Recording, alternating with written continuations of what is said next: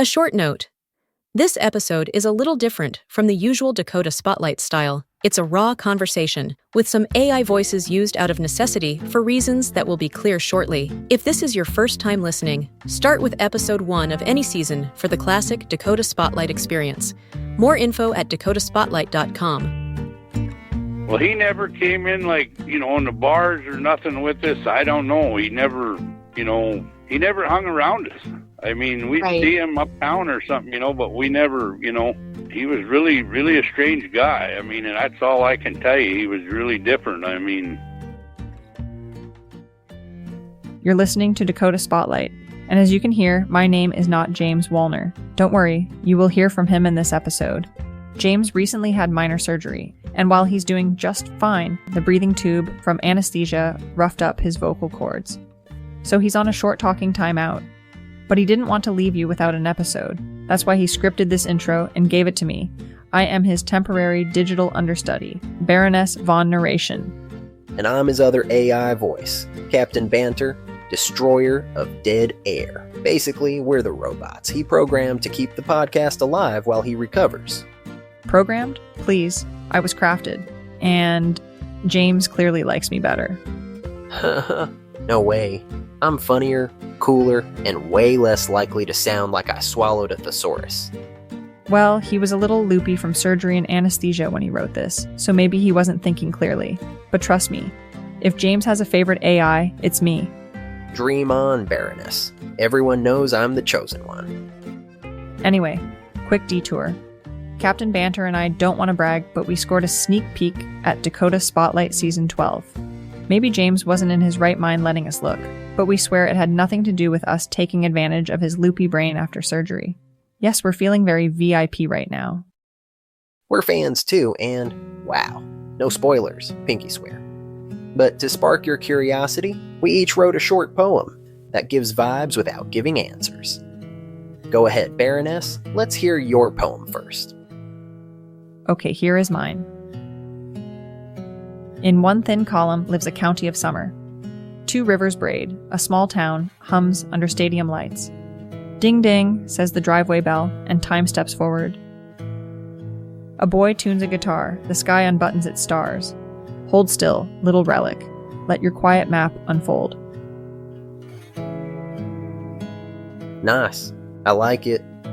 What did you come up with? Here's my poem based off of episode 1 of season 12. Crossroads neon buzzes like a kept secret. Glass front glowing, corn hushes against the wind. A boy walks in. A life walks out. The till clicks shut. Records blur, doors that should have locked stay loose. Oh yeah, this is going to be a great season. We're counting the days till the full drop. James says he hopes it's here by the end of September. He's scripting as we speak. Now, on to today. Here's what you need to know before the interview James and Lisa Jo recorded last week before James's surgery. A Season 5 update with Lisa Jo of Find Barb Cotton. Those of you who have listened to Season 5, A Better Search for Barbara, will possibly recall most of this. But if you're new here, this will help. Barb Cotton vanished from Williston, North Dakota, in 1981. One of the most puzzling figures tied to Barb Cotton's disappearance is a young man named Stacey Werder. Barb's mother, Louise, told police that Barb had been spending time with this new boyfriend, a former dishwasher at Cakes and Cones. But strangely, none of Barb's friends remembered her having a boyfriend, and outside of Louise's account, nobody placed Stacey in Williston. Still, Stacey was real. He was born in California in 1959, remembered as bright but also unpredictable and sometimes violent. He served briefly in the Navy before being discharged with a diagnosis of paranoid schizophrenia. He lived as a drifter, hitchhiking across the country, and within days of Barb's disappearance, it seems he left Williston for Montana. Only weeks later, he took his own life. That combination, his possible presence in Williston, the timing of his sudden departure, and his troubling history, has kept him a lingering mystery in this case. And in this episode, James and Lisa Jo talk with a man who says he worked with Stacey in Montana, and even remembers him being in Williston too. So let's hand it over to them. And just remember, James definitely likes me more. Yeah, Keep telling yourself that, Baroness. So, Lisa Jo, what do you think? What are the odds of this guy actually picking up the phone? I think they're good. My understanding is that he is expecting your call. Okay. So should I try to patch him in, or should you? You go ahead. Okay, so I'm going to try him then. Hold on. Okay. Hello? Is this Mr. Hurley? No, this is his wife. Just a minute, I'll take the phone to him. His nickname, we called him Squigman. Okay. Can you tell us about that? Where he got that nickname? Well, he was just kind of a creepy guy. I guess is how he got it. No, he was real creepy. I think he came out of California, and he was working for another guy on the crew. But, I mean, we all kind of knew him, and he was going with that Cotton girl.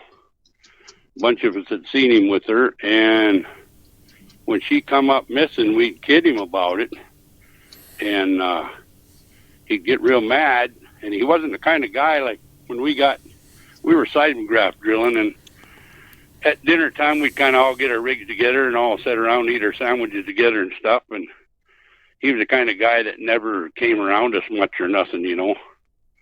He was just kind of a standoffish guy. But anyway, all I know about it is we moved from Williston to Scobey. And the cops came over there and questioned him. And then I believe we moved from there over to Miles City or something. I know the cops come over there and questioned him once. But anyway, he finally ended up working for me in Miles City, and I fired him because he drove a truck with a flat tire clear across the field. I was mad, and he wasn't a very good hand anyway. But anyway, he left town then. He never did have a car or anything. He never had a car. And when he left town, he got he traded somebody or bought a .22 rifle and a knife from somebody, and then he traded his stereo for a ride out of Miles City so he'd be out on a freeway away so he wouldn't get picked up or something. And later on that summer, I was coming back from Miles City to Williston, and I was listening to the radio, and they said Stacey Werder had hung himself in a jail up there. And I thought, why do I know that name? And I thought, oh, yeah, that was that goofy guy that worked for us. So really, that's all I know about the deal. And I talked to the guy that he worked for quite a bit, and that guy couldn't even remember him. I mean, he's getting pretty old now, and he couldn't remember him very good. But could I ask a couple of questions just for people who will listen to this later? Could you explain just broadly what your work was, what you guys did for work? I know you mentioned it, but people don't necessarily know what that is. We seismographed. We drilled holes in the ground and planted dynamite, and then they hooked everything up with jug lines, and they shot the dynamite off and recorded it, and it made a graph of the oil in the ground. We were searching for oil. Okay. And we poked this country so full of holes, it's unreal. I mean, we went so much, there was so much seismographers, and we went all over, and a lot of times we might be on the same line but we'd be working for a different company, you know. Yeah.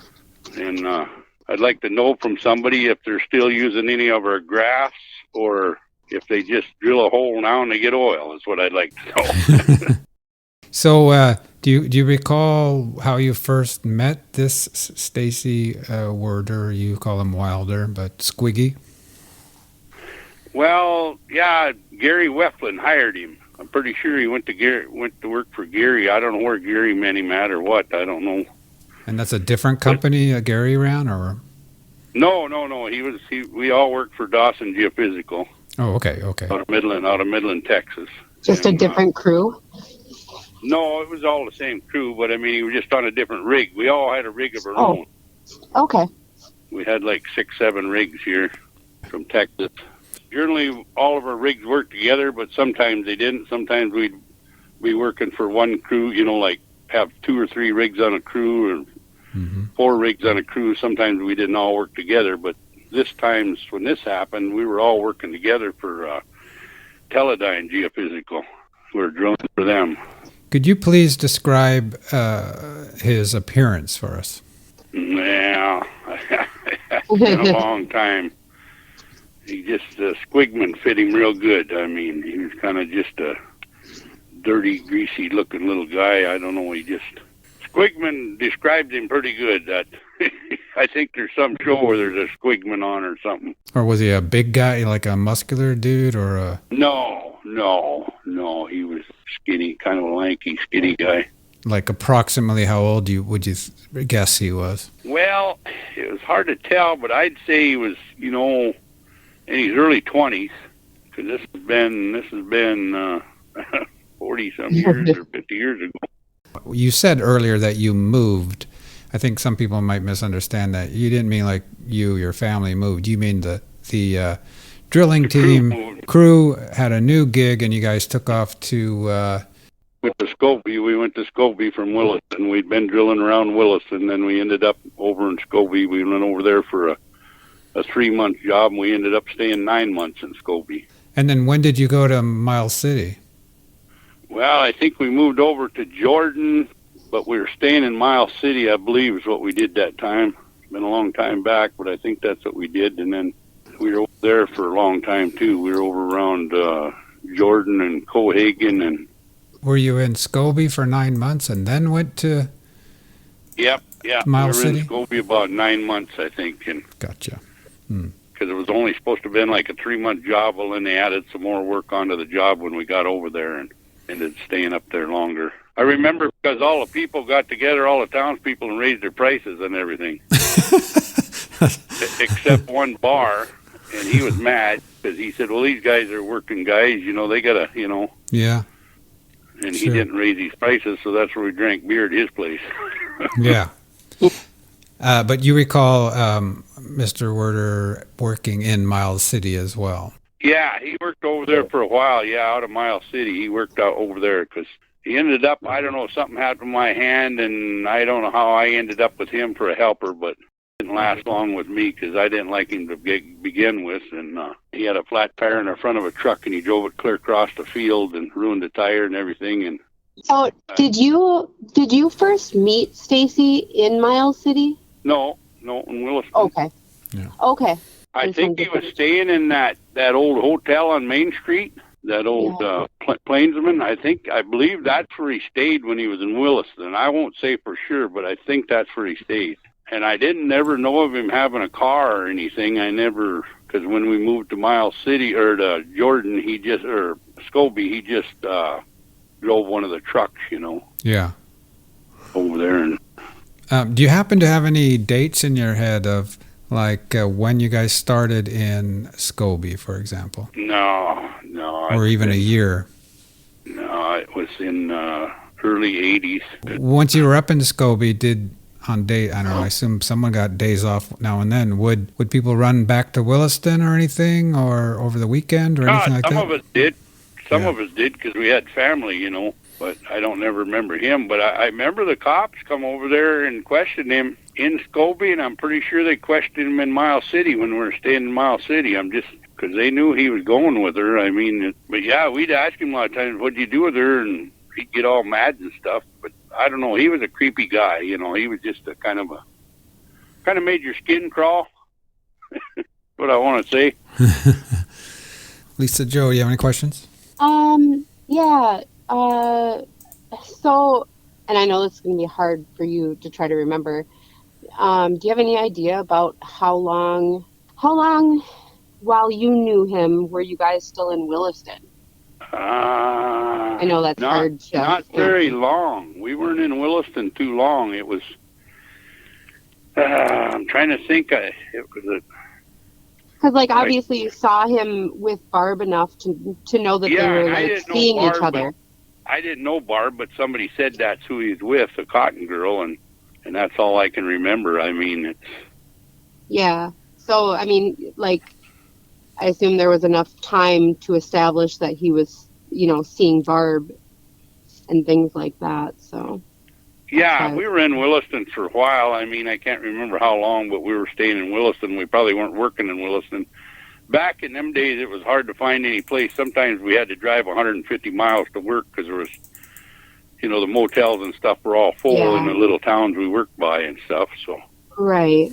A lot of times we had to drive a long ways, and I don't remember where we were working exactly, but we were staying, we're based out of Williston. Well, our shop was in Williston, too. But that's about all I know about the whole deal, and I got a hold of that guy that he used to work for on that crew, and he couldn't remember. He couldn't even remember him. I mean, I don't know. I guess he's getting too old or something. Yeah, he couldn't remember at all. It just stuck in my head. I'd have probably forgot it over the years, but when I heard that he'd hung himself, and then I had to think about it, I thought, why do I know that name? Because it was later on that summer. Yeah.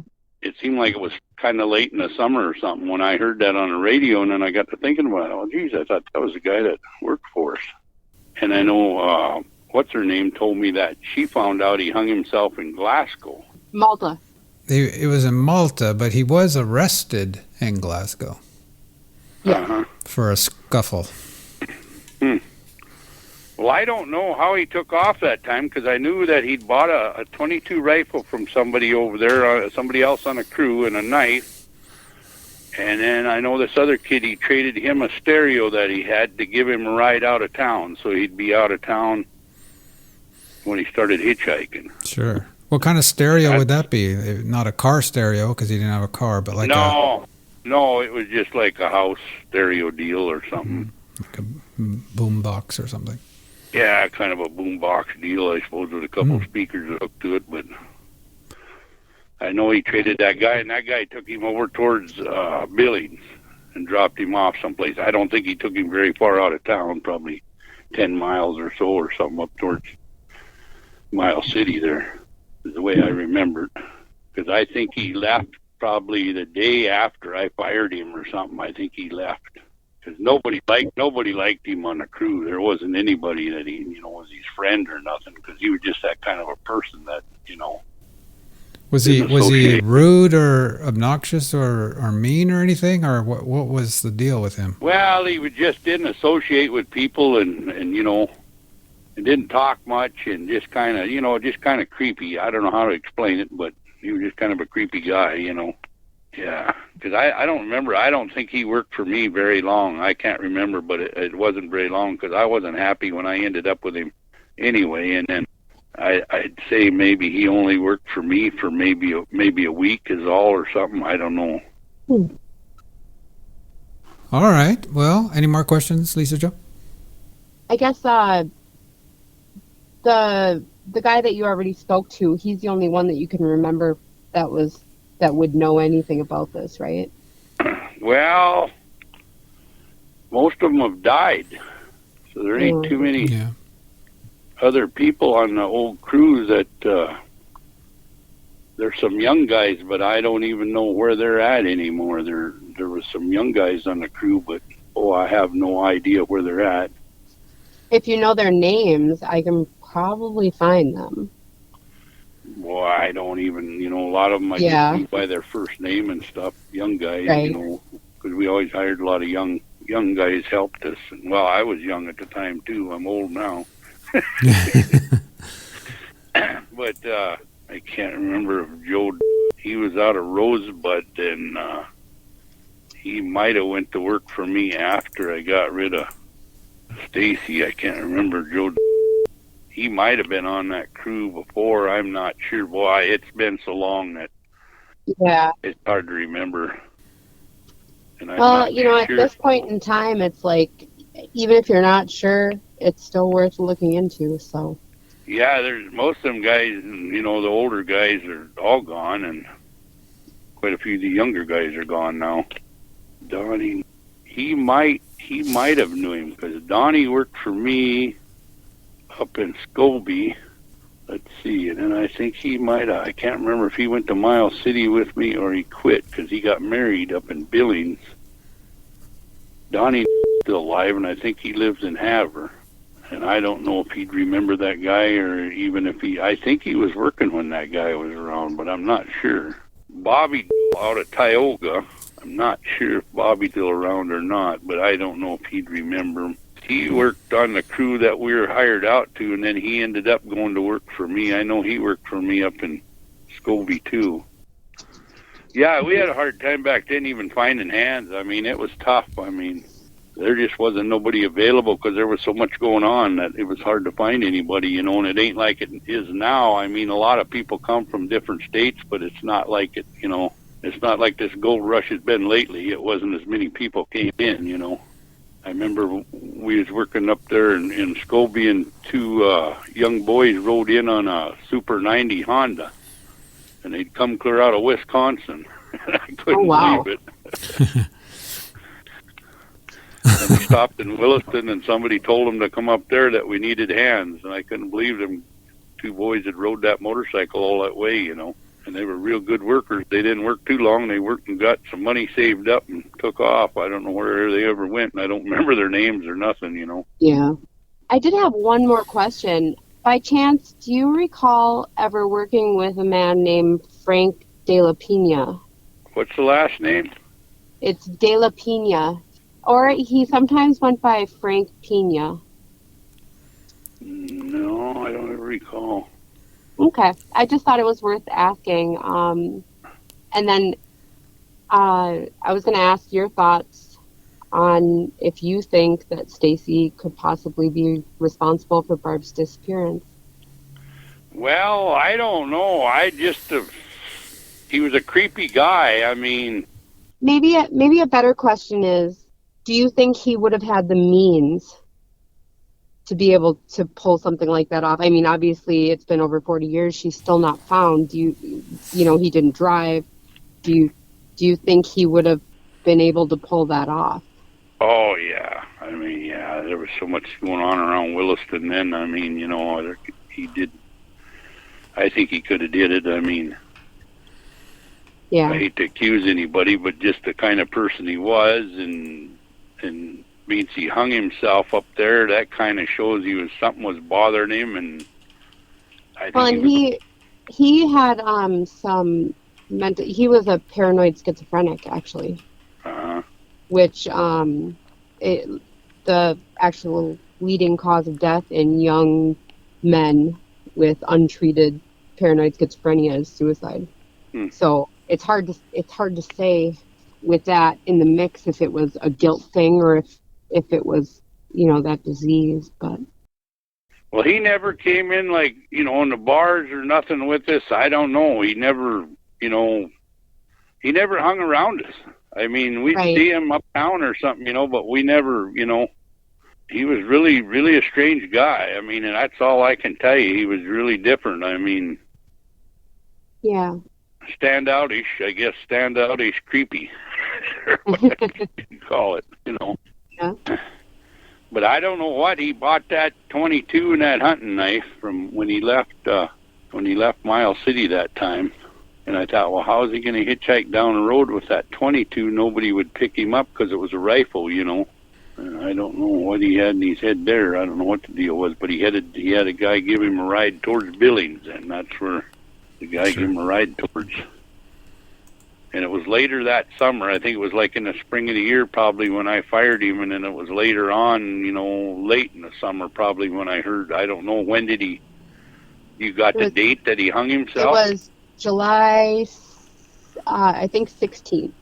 Yes, July 16th. Oh, see, I would have thought it'd been a little bit later than that. Yeah. But, well, I guess, yeah, July, August, yeah, I guess, because I know it was later on that summer, because I think I fired him in the spring. Well, he was arrested in Glasgow in June. So it would have been before that that you would have let him go. Yeah. Sure. Yeah, it was early, I think early in the year, in the spring probably or something. And I doubt if that old company that I worked for would have any records of when he worked or anything. I doubt they'd. I think Peg did reach out to them we knew it was a long shot, but just to see if by chance maybe they had any personnel records from back then, and I think it was a no-go. I just doubt that many years though. Yeah. I mean. Well, and we did too, but it's like, you know, you never know unless you ask, so. Yep, you never know unless you ask. Yeah, I guess that's true.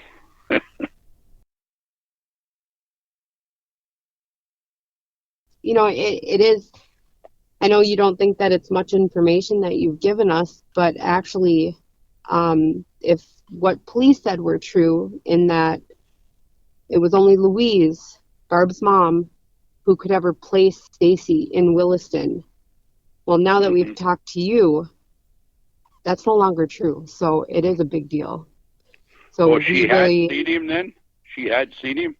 Yes, that's what she said, and we didn't know anything about him really. I mean, we knew he existed as a person. We knew that he likely was in Williston, but according to police, he's just a huge mystery to them, and it was only Barb's mom that ever even placed Barb and him together, and him in Williston. So. Well, is there any records in the police station? I know they come up and questioned him in Miles City.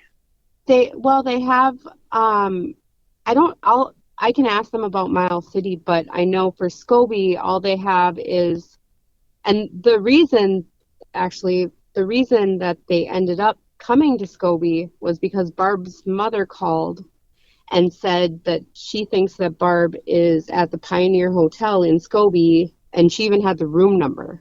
Police have in those records that there was a call for service. It doesn't say whether they even saw Stacey or not. However, it just says that Barb's not there. So the girl was not there, yeah. But they did question him in Scobey and Miles City then, or what? Actually, they say they have no record of anyone ever talking to him.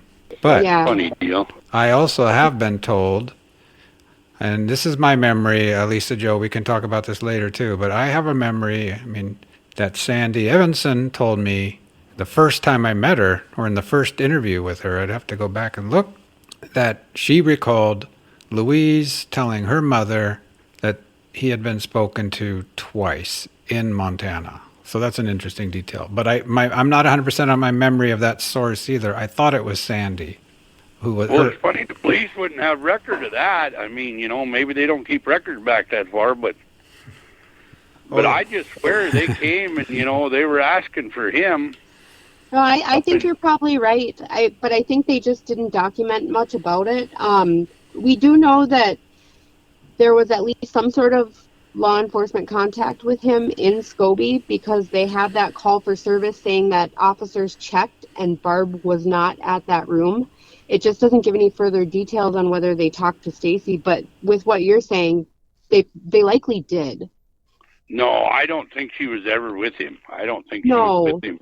But that's probably one of the instances where that they talked to him. I guess I do have a question. So are you saying you recall witnessing police officers talking to him, or how do you know that how do you know that they talked to him twice? Well, I think I seen him, or somebody on the crew seen him. They come and asked for him. I think they came, I can't remember if it would have been in the morning when we was going to work, or if it was during work or what, but it just seemed like I can remember them coming, a couple of detectives or something, and then maybe it was somebody from Montana. Maybe it wasn't even the Williston police or something, maybe they'd contacted somebody to check him or something. I won't say. Yeah. But I know for some reason that sticks in my head that the police questioned him twice.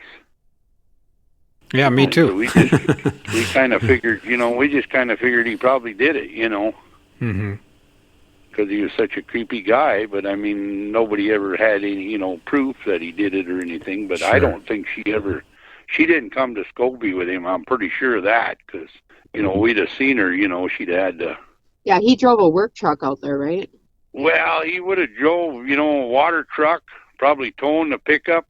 Right, like he couldn't have had her without other people knowing. No, and I know he was working for that guy that's still alive, Gary Weflin, but I don't know. Gary just can't even remember him, because I called Gary and talked to him for quite a while, and Gary couldn't even remember. And I know Gary's niece, and I know she's tried to talk to him a bit too, and the same thing. However, I did have a sketch, actually, I should send it to you as well, a sketch of Stacey done, based on photos that we have and descriptions of, what his hair was like at the time and things like that. I should send it to you. Yeah, where the photo? Yeah, for sure. Well, I could maybe send that to him. You know, that many years ago, I kind of remember what he looked like, but I mean... Well, yeah, it's a long time ago. Yeah. Well, I got a pretty good idea in my head what he looked like, I think, but... Yeah. Because I never did like the guy, and when I didn't like somebody, I kind of, Yeah. But, yeah, I don't know. I was really astonished when I talked to Gary that Gary couldn't remember anything about him, you know.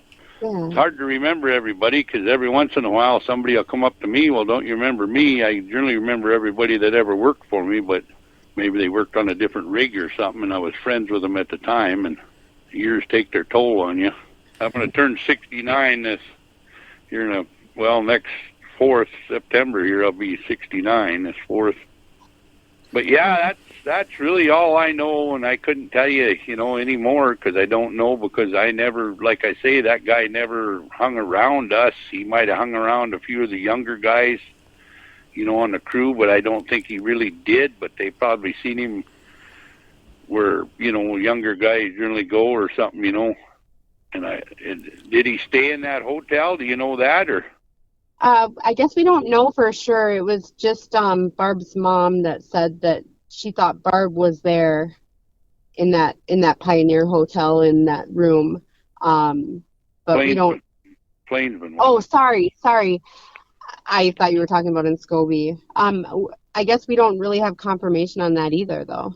Yeah, and then it was Pioneer up there in Scobey, and then there was an old hotel too, but yeah, a lot of them stayed in that Pioneer. It was like a 3-story. I think that's the one I'm thinking of. Yeah. And I didn't want to stay in there. I don't know, the jug crew and all them were kind of druggies, and you never knew if they were going to burn the place down or what. I never did stay in that. I never stayed in that hotel. There was an old hotel downtown, or down towards the end of the street there that I used to stay in once in a while, and then I had a camper over there too for quite a while, and yeah. But anyways, that's all I know. All righty. Well, thank you so much for your time. Lisa Jo, you just want to stay on the call? Yeah. All right. Thank you so much for your time. You have a great rest of your day.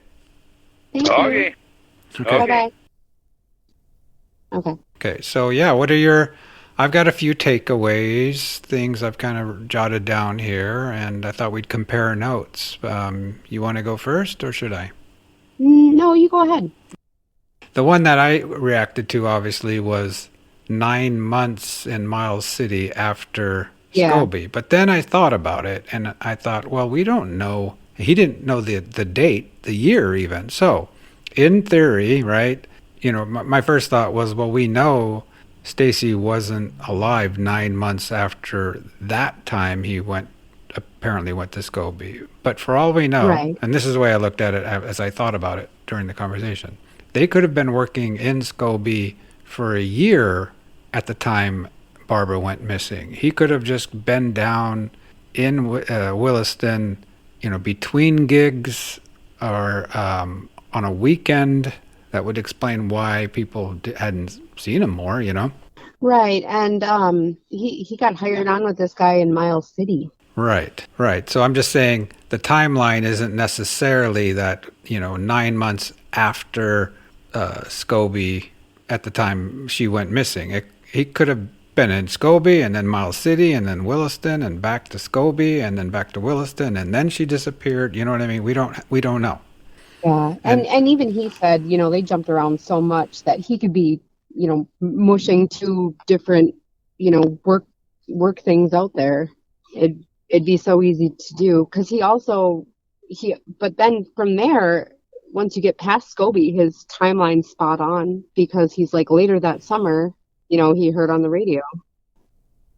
Do you recall hearing that he was spoken to twice and where in Montana and where we learned that from? Again, my memory is that Sandy had heard that from her mother, who was told by Louise. I don't recall that so much, but I'm not positive that's I'm not sure if that would stick out to me so much. Obviously it sticks out to me that and actually we didn't know for sure if contact had been made with Stacey because they don't note it in that call for service, but we knew that it was at least likely that there had been contact with him in Scobey, but we didn't know about Miles City at all until Kevin. And police, Hendricks didn't mention Miles City at all. I wonder if they haven't noted in there, like another call for service or something. I was a little surprised at how he described Stacey as being creepy. I hadn't, like when we talked to Red and things like that, like he didn't, granted that would have been a completely different perspective, but yeah, clearly he has the impression that Stacey very likely could have done something to Barb, and maybe he even thinks that he did, and over the years, we know that those impressions start to really work their way in. At the very least, it sounds like he remembers that he didn't like him. I guess even that can, your perspective on that can change over time, but he also didn't have him work for him very long either, so that kind of backs that up. Are there any updates from Find Barb Cotton? Not related to this, I guess, but... Yeah, they're pretty slow. I haven't really had much come in.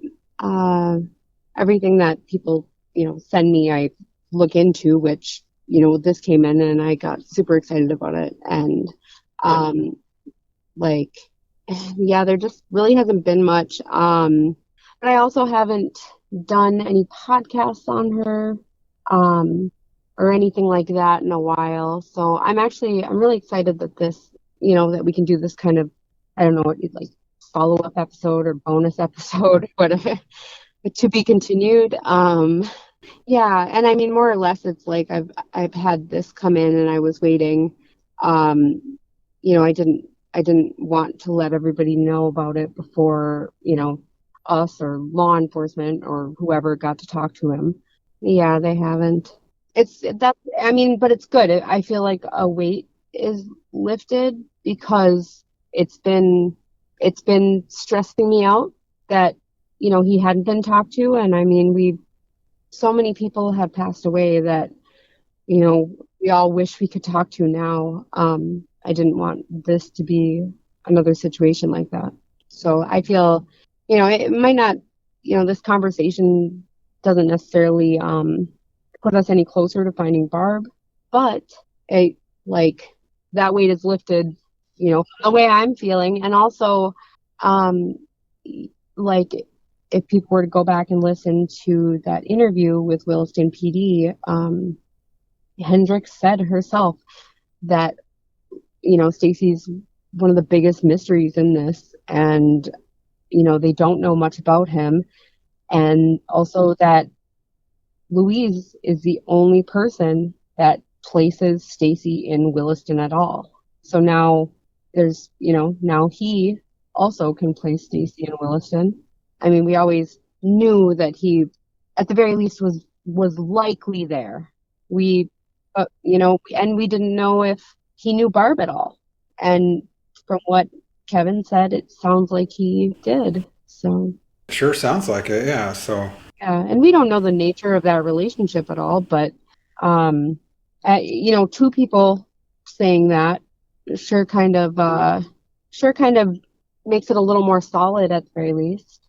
So my plan is I'm going to look into some of these other names that he sent me and see what I can find. You still have the website, obviously, findbarbcotton.com. Yeah. And what other social media accounts are you running these days? Well, I mean, Barb has Facebook, there's an Instagram, there's a TikTok, pretty much everything, and she can be found and find Barb Cotton on any of those platforms. And like I mentioned earlier, I haven't been posting a whole lot lately because I've just been kind of waiting for this. Once again, you're doing great work, and just thank you so much for joining us again. And I'll put links to your website and social media in the show notes. Awesome. Thanks for being willing to jump back in. Thanks for joining Dakota Spotlight. James will be back next time as usual with a well-rested voice. To To learn more about Barb Cotton's case, don't miss Season 5 of this podcast with over 20 episodes dedicated. To send James a get well note or share tips about Barbara Cotton or other cold cases, email him at dakotaspotlight@gmail.com. Oh, hey, and don't forget to tell James that, just like him, you like Captain Banter best. In fact, I'm really all he needs. Oh, give me a break.